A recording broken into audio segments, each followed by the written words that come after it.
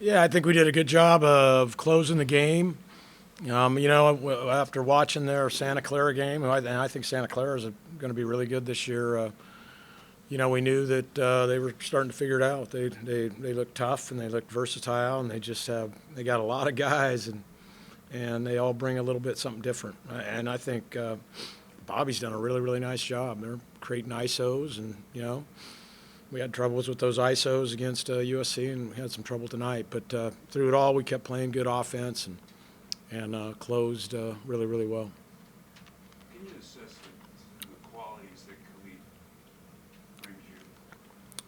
Well, I mean, he's quick twitch and he's athletic and he's one of those guys that can really really really go downhill. We really haven't had maybe somebody like that in a while. And even though he's not getting a lot of them, I mean, I guess he did tonight, but he's an excellent free throw shooter. I mean, a really good free throw shooter. He has a knack for getting himself to the line. So those are obviously qualities we didn't have. Really explosive. Yeah, yeah, Time. yeah, definitely. Yeah. Coach, I know we've talked about it for the last few years, but Brian down the stretch just so poised and steady. What you Yeah. think of his game? I mean, he is amazing. I mean, we just lean on him so hard, and just for the most part makes the right. I mean, he has 11 assists and no turnovers. I mean, I think the other night he had 11 assists and 2 turnovers, and it's just an incredible luxury to have. I mean, he's really really good. I'm surprised. Hopefully, he'll start getting a little more love and attention on the national scene because he's something. And what'd you make of Braden tonight? I know you rolled with him instead of bringing Grant back there late. Yeah, he was good. He was good. He was good his first run, and we hung with him, and then we went back to him into the first half, and then he was really good. He was attacking their posts inside, and he was finding the ball, and for the most part, he wasn't hurting us too bad defensively. So that's why we just kind of let him go.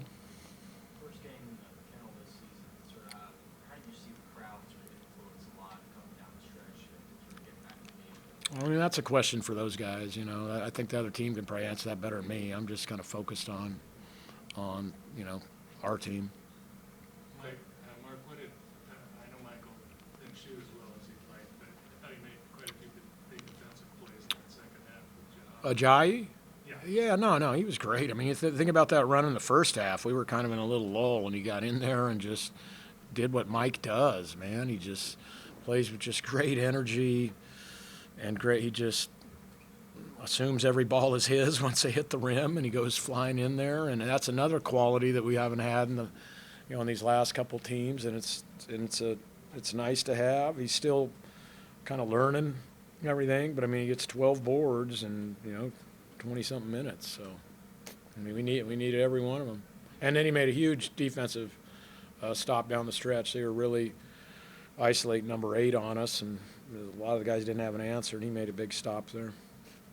Coach, what do you think about I mean, you've seen a lot of great alley-oops here in this building. When you've seen them hard to the battle, and just I mean, it just blew off the roof here. What do you think about that one? I don't know. I see him in practice, and I see him. I don't know. I mean, I got to see some nice ones this summer, so I guess I'm a little bit numb to them. So I just kind of thought it was a nice decision and a good finish. But yeah, I mean, obviously those things get the crowd going, and certainly we needed that down the stretch. But How big is this game to get through this whole non-conference tough schedule and keep building momentum? I mean, we just need to every game, that's going to be the biggest one of the year, and we just have to come out. We have to. I think we, got punched in the mouth here a couple different times during that game and had to respond. I'd be great if we win them all by 38, but it's just not going to happen. I mean, we shot the ball really well the other night against Baylor, and they did not. And this was one of those games where, these guys were shooting the ball pretty good from 3, which they've shown, and we were not until late. So that's kind of basketball. So you got to be able to lean into some other areas. The way Brian runs that pick and roll is with BK or Yep. he had 4 to Hudson. Yeah. The way Andrew did it, just something. Hey, I mean, you need to ask Claude that. I mean, I think I would guess Ryan really watched Andrew, a lot, and they're both just at the highest level you can be in pick and roll, college or pro, quite frankly, with their decisions and the windows that they can put the ball in. Those are not big windows; they're putting the ball into the big, but they're something. Coach, I think Caleb had 0 points at half, and then the second half he's able to knock down a couple big threes, had the big play. Just what does it say about his mentality that it just doesn't faze him? I mean, that's kind of who he is. I mean, you go back and look at how he was at Arkansas, down the stretch for them. And he's kind of streaky, and if he hits one, I mean, he's a little bit like Snacks, Norvell was for us. If one goes in, there's a couple more probably coming. But you know what, tonight, I mean, he had 7 boards tonight, which was huge. That's a big step up for us. Mike had a big defensive play, and then Caleb had a big defensive play too down the stretch, which again, that's these little tiny growth steps that we're taking that we need to do. We're not a finished product, nor are we a juggernaut yet. I mean, we got some holes we still got to get better at in some areas. Time for one more, Coach. Coach, back-to-back our conference opponents. You got UMass Lowell coming in here, really getting a major. Coach has been there the last 10 years or so. What do you hope to get sort of out of this matchup? Yeah, well, to be honest with you, I'll start watching them tonight. So I mean, I got hopefully play good. We need to play good every night out. I mean, yeah, the landscape has really changed out there. I mean, everybody complain about losing guys or whatever, but I mean, this team had a bunch of fifth-year. You can flip your rosters really quick, and even if you're at a level like UMass Lowell, you can go out and get different guys that weren't happy somewhere else, and are probably pretty darn good players. So, yeah, they're probably better than who we need to be playing at this point, but we're playing them anyway, so we got to gear up. Family trades genes there with Andrew, how he did it. It looks very familiar to all of us. Yeah, Is that through dad? Where did you get that? I probably just say my pops, coach's son, just being around the game a lot as a kid, feel for the game. So I'm just credit that to him, So, yeah. Brayden, just the way that you guys were able to clamp down like the last 5 minutes and come away with that win. What does it say about this team? And do you think this team is farther ahead than last year's team as far as being able to finish out a game like that and kind of staying composed in those moments? Yeah, I mean, points in that game we struggled against us, but at the end when we needed them, we really locked in and got them. Last year's team, it was a bunch of new guys, so took us a while to kind of get acclimated, get used to each other and our roles, but I think this year we've got a lot of returners, and guys like KB and Mike, the new guys have kind of fit in pretty seamlessly. So I think that transition's been pretty easy so far early in the season. Great to get points off of the bench. I mean, just what you saw to yourself tonight and then kind of what you need to Yeah, I mean, a lot of those points were off his assists. He makes it really easy. All the guards do. I mean, put me in positions to score, and I just put it up there and hope it goes in. But yeah, I mean, that's kind of my role, and to be aggressive, and that's what I try to do. You and the rest of the guys feel keep building on this tough non-contact next. Yeah, I mean, we're excited.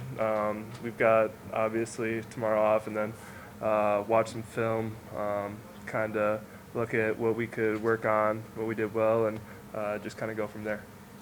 KB, you were scoreless at halftime. Second half, you were really able to come alive. Just what did you see out there? What changed in the second half? Thanks, Brayden. I mean, I don't really focus on scoring. I know I can score. I'm just more focused on playing defense right now and doing winning things. But I know, I got a great point guard. I got great guys that's going to give the ball.